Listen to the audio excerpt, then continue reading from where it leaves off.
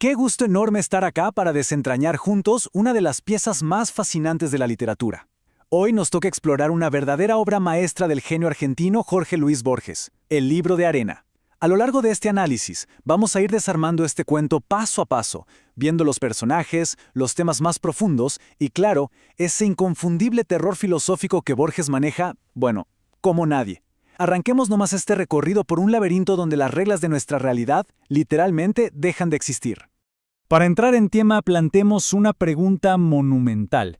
¿Puede existir un objeto sin principio ni fin? Matemáticamente, claro, podemos pensar en conceptos abstractos, pero imaginemos por un instante que el infinito toma una forma física. Una forma que podemos tocar con nuestras propias manos, sentir su textura, hasta medir su peso. Un infinito atrapado en algo tan cotidiano como un objeto de uso diario. De eso, exactamente, se trata nuestra exploración de hoy. Parte 1. El objeto imposible. El inicio del misterio. La historia nos sitúa en la absoluta normalidad de Buenos Aires. Estamos en un cuarto piso de la calle Belgrano, donde lo sobrenatural decide irrumpir, así de la nada al atardecer, con un simple golpe en la puerta. Y el visitante se presenta con una frase tan, pero tan sencilla que resulta casi engañosa. Vendo Biblias. Obviamente este vendedor no es alguien común. Hablamos de un hombre alto, con rasgos desdibujados, un aspecto bastante gris y con una valija en la mano. Viene de las lejanísimas Islas Orcadas, en Escocia. Un extranjero enigmático que trae consigo algo que, como vamos a ver, desafía toda lógica humana. Entonces, este vendedor abre su valija gris y deja su mercancía sobre la mesa. Y acá surgen los primeros indicios de que algo anda muy, pero muy mal. Es un volumen encuadernado en tela. En el lomo dice Holy Writ, o sea, Sagrada Escritura, y debajo Bombay. Pero lo primero que desconcierta totalmente es su inusitado peso. Al abrirlo así al azar, los caracteres resultan extraños, ordenados en versículos a 2 columnas. Incluso hay unas pequeñas ilustraciones, como un ancla dibujada medio torpemente por un nene que, al intentar buscarla de nuevo apenas un segundo después, desaparece para siempre entre las hojas. ¡Una locura! Pero el verdadero shock, el golpe visual y conceptual, llega al mirar los números de las páginas allá arriba, en el ángulo superior. La numeración es un caos absoluto. Por ejemplo, una página par puede llevar el número 40.514, y la página impar que le sigue, exactamente al lado, es la 999. ¿Cómo puede ser? Y cuando se intenta buscar la primera hoja, es imposible. El dedo pulgar jamás puede pegarse a la portada, siempre, pero siempre, brotan inevitablemente hojas nuevas entre la mano y el inicio. El libro, lisa y llanamente, no tiene principio ni tiene fin.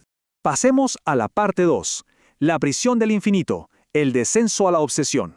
Ante este objeto inconcebible, el destino se sella con un trueque. Se entrega el monto íntegro de una jubilación y una invaluable Biblia antigua a cambio de este tomo. Siempre solemos pensar en los libros como portadores de conocimiento finito, ¿no? Pero el vendedor explica que lo adquirió en los confines de Bikanir, en la India, de manos de un hombre que ni siquiera sabía leer. Y este nativo le dijo que se llamaba el libro de arena. ¿Por qué? Precisamente porque ni el libro ni la arena tienen principio ni fin. Es el infinito encapsulado, un concepto que resulta francamente devastador para la mente humana. El impacto de este libro es rápido, destructivo y totalmente abrumador. Fíjense cómo escala todo. Arranca al atardecer con esta compra impulsiva. Esa misma madrugada ya llega el insomnio. Esa necesidad incontrolable de encender la luz a las 3 de la mañana para buscar el libro imposible, descubriendo imágenes nuevas como una máscara grabada y cifras elevadas a la 9ª potencia. Y bueno, para cuando el verano ya declina, el deterioro es absoluto. El aislamiento total toma el control de la situación. Y los síntomas de semejante obsesión son profundamente destructivos. Primero, surge el temor constante a un robo, lógico. Luego, el recelo de que quizás el libro no sea verdaderamente infinito, lo cual termina agravando violentamente una misantropía que ya existía de antes. Las pocas amistades que quedaban son rechazadas, se pierden. Básicamente es una transformación en un prisionero voluntario en su propio departamento, casi sin asomarse a la calle, pasando noches enteras sufriendo pesadillas con este objeto. La locura avanza a un ritmo implacable. Parte 3. Los protagonistas del relato. Un contraste de personalidades. Es que esta historia no funcionaría sin la fricción exacta entre estas dos mentes. Por un lado tenemos al narrador, un porteño solitario, un bibliófilo profundamente obsesivo y con ciertas tendencias misantrópicas que valora los libros por su historia. Y por el otro lado, el vendedor, un escocés de las Islas Orcadas, súper enigmático, casi borroso en su aspecto gris, pero por sobre todas las cosas, alguien sumamente pragmático. Él sabe perfectamente que tiene en sus manos un objeto diabólico, y su único objetivo es deshacerse de él a cambio de unos pesos. No le importa para nada la maravilla literaria, le importa salvarse él mismo. Parte 4. Temas principales. El horror del infinito. El punto crucial de nuestro análisis llega con esta revelación abrumadora. Comprendí que el libro era monstruoso. El infinito acá deja de ser un simple acertijo matemático o un dato curioso de enciclopedia. Se transforma en una verdadera pesadilla cósmica. Es una cosa obscena, tal como la describe el narrador, que infama y corrompe la realidad misma. Pensémoslo un segundo. Si un objeto cotidiano viola las leyes físicas del universo entero, entonces nuestra comprensión completa de la existencia simplemente se desmorona. Y acá es donde entra la filosofía verdaderamente aterradora que el vendedor desliza en la conversación. Si el espacio es infinito, estamos en cualquier punto del espacio. Si el tiempo es infinito, estamos en cualquier punto del tiempo. O sea, el infinito anula el significado humano, nos despoja de toda ancla, de todo centro posible. Frente a lo ilimitado, nos volvemos seres completamente insignificantes, perdidos a la deriva en un mar inmenso que no tiene orillas. ¡Qué fuerte!, ¿no? Y así llegamos a la parte 5, el monstruo en el sótano, la resolución. A esta altura, la tensión psicológica ya es insostenible. Queda clarísimo que la única manera de recuperar la cordura es deshacerse del maldito objeto. Pero la gran pregunta, ¿cómo se elimina algo que es infinito? Lo primero que a cualquiera se le ocurriría es destruirlo, prenderlo fuego. Sin embargo, la lógica de tratar con lo ilimitado es paralizante.